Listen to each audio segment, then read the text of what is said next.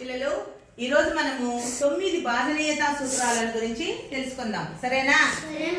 ఒక సంఖ్య యొక్క అంకమూలము 9 గాని అయితే అది 9తో నిశ్శేషంగా భాగించబడుతుంది. అంకమూలం వేసేది ఎట్లా తెలుసుకున్నారు కదా. ఇప్పుడు ఫర్ ఎగ్జాంపుల్ చూడండి, 6732. దీని అంకమూలం ఎంతో చూద్దాం. 6 7 13 3 16 2 18 అంకమూలము 9. కాబట్టి ఈ సంఖ్య